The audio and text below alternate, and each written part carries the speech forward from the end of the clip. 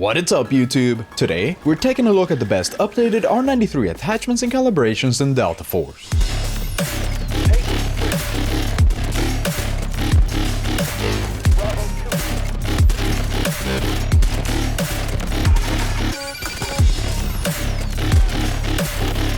The R93 got a huge update in Season 6. It now has a range threshold in which it can actually one-shot enemies when you hit them in the body. By default, that range is only from 30 meters to 60 meters. This means that from 0 to 29 meters, you would still be dealing the normal amount of damage to the body, so you do have to somewhat distance yourself at that exact range to have the best chances of doing well. The goal today is to extend that range in which you can get a one-shot to the body as much as possible to use the R93 as a proper sniper. Not only will this build make the threshold 47 meters long, which is a 17 meter increase from the default, but it will also make it easier for you to know how far away you are from those enemies. And you will have more leeway due to the extra range. I will also go over my favorite secondary in case the enemies get a bit too close, because having a backup is an essential part of any sniper build. And with all of that said, let's get into the attachments.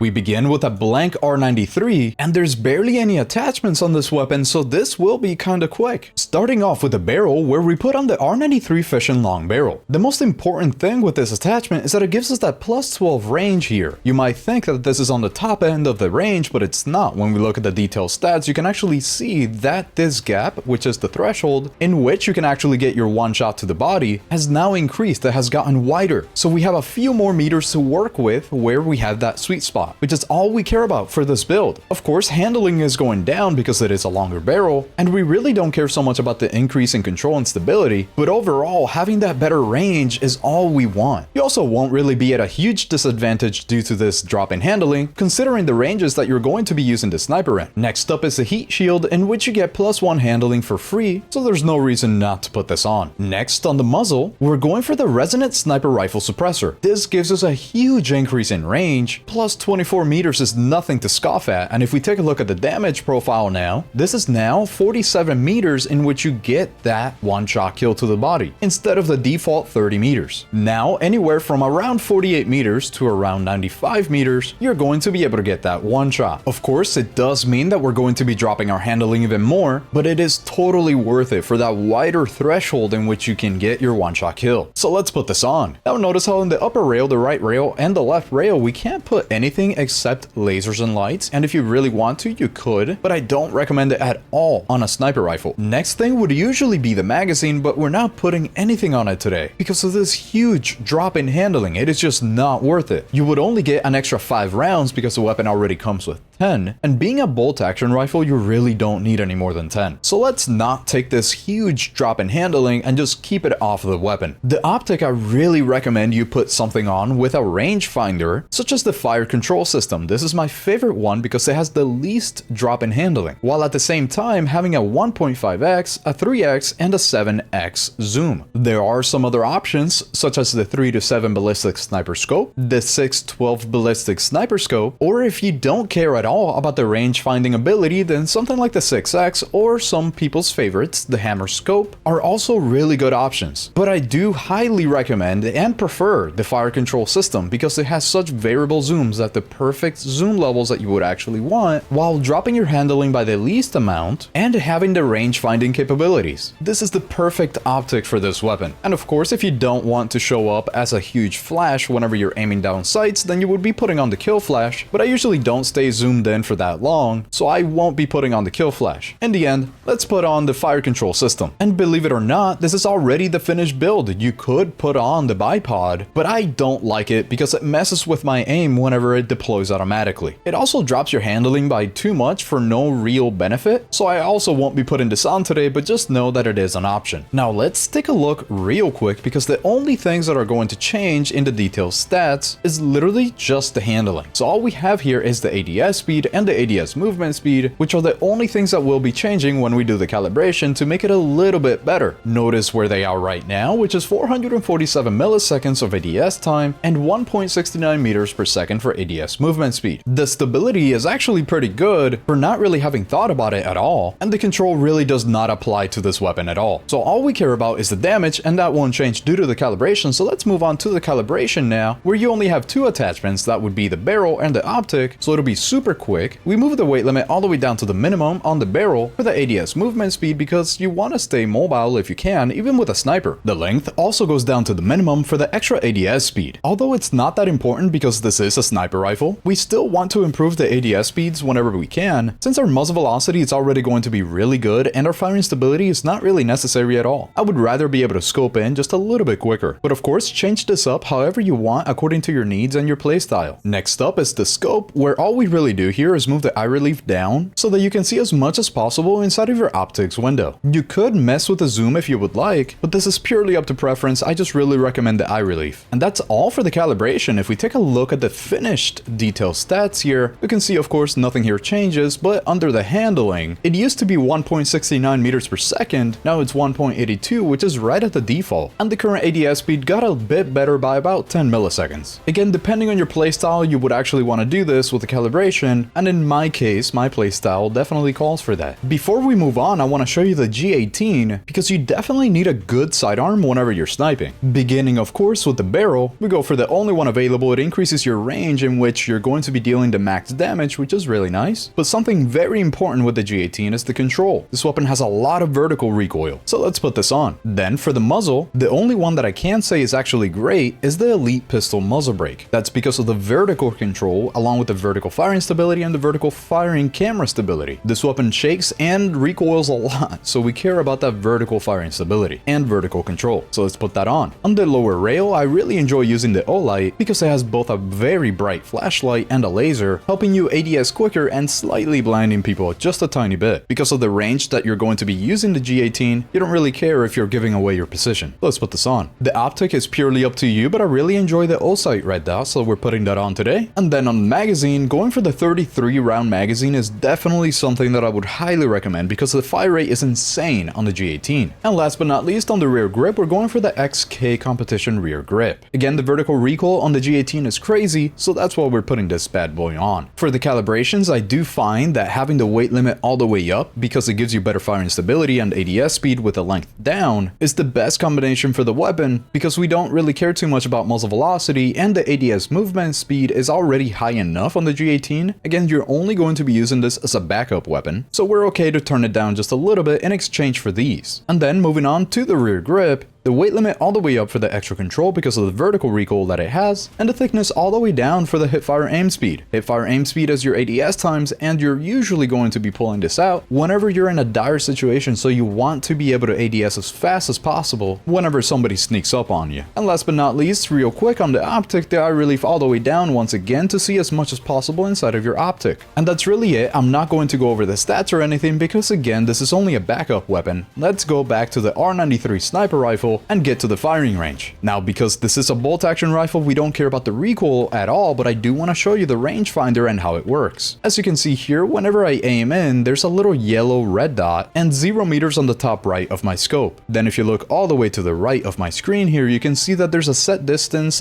/ objective key. For me, that would be K or middle mouse button. So whenever I press that, it moves the yellow dot. So that is what you are now aiming at because the bullet drop is going to make it so that it lands right there on that very dot. Now the firing range is not the longest area to do this, but you might be able to tell where if I shoot at this corner, it's not going to land exactly on the corner. It's going to be just a little bit further down than it should be. Yet whenever I press the button to find a new range here, 212 meters, you saw that the yellow dot moved down a little bit. So now if I want to hit the spot, I want to make sure that the yellow dot is over whatever I'm trying to hit. If I shoot now, it lands exactly where I wanted it to. And that's really as complicated as it gets with a rangefinder. The R93 was already the best sniper in the game in my opinion, but now it got even better. Make sure to aim for the head and use the sweet spot as a fallback mechanism whenever you miss the head, or you can't reliably hit it for whatever reason, and you will do great with the R93. And now that we have the build locked in, let's jump into a fun game in Ascension to see the setup in action. Enjoy!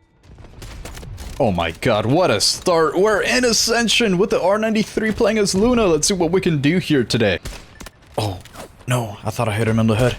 Yeah, there you go. Now, this guy's AFK, so I definitely gotta kill him. Oh, jeez. Where are you? There you are. Oh, thank you, teammate. There's somebody right next to you, though, so maybe I can hit him before he kills you. Yeah, I got your back. You got my back, I got your back. Let's go. No. Okay, well, she jumped into the shot. That's kind of hilarious, actually. Jesus. That scared the crap out of me. There we go. For a second, I thought I was not gonna get that kill. I would have been so upset. The whole reason why we're playing with the R93 today, though, is because of the huge buff that it got in Season 6. It now has a special range in which you can deal 100 damage to the upper and the lower torso. I'm just gonna go for the chest shot on that one. Okay. Don't know what they were doing. Oh, jump again. Oh, fine. Oh, wait, no. He jumped over my shot this time. Stop. Who the hell? What? Let's go for another one. Bam. Chest shot. One shot kill. Let's go. What's going on back here? Hold on. What are you doing? What do you think this is? Sadly, we lost that point, but it is the first point. You always lose that one quickly. Let's get some headshots in. Okay, maybe I should actually use my fire control system. And aim correctly. Just like that. There we go. Still want to aim for headshots. Alright. Anytime that they're this close, you definitely gotta actually pull out your G18. What? How'd you get here? Yeah. Perfect. Now, you definitely gotta have a respawn beacon. Where is it? Yeah, these people definitely have a respawn beacon. Wait, what is this? Does that really not work? Are you kidding me? What are you doing there? Why are you moving so much? Aren't you sniping? There we go. What? Okay, thank you. That's what I wanted. Always gotta be careful for the ones behind. This is a perfect range for the one shot right there. That's why I really enjoy putting the... What the heck? The range finder optics on this weapon, so you can account for that range right there. Since otherwise you wouldn't really know if you're in that perfect range unless you just have a lot of practice with the weapon or with your optic of choice. Oh yeah, she was not expecting that. Who else do we got around here somewhere? I know there's more. Oh yeah, there's one. Bam! No. No, he's shooting at my body. That's a war crime. Might as well try to get a kill or two here. Yep. By default, after the buff, you do get that 30 to 60 meter range in which you get your one-shot kill to the torso. So the whole goal of this build is to extend that range by as much as possible. Oh man, look at them. They're just sitting ducks right now. Oh, come on. Who's doing that? It looked so good. They looked so tasty. I wanted it in my mouth. Wait, no. Boss? Did I mean to say that? Aha. You throw something at me, I throw it back at you. Okay. So this build's aim is to extend it as much as possible. Now going for 47 meters that you can actually have that one-shot kill to the torso. Up from 30, which is nice. Hey, what's going on over here? Let's go to 3x. Yeah, let's stick to that. Really nice having a variable zoom on it. What the...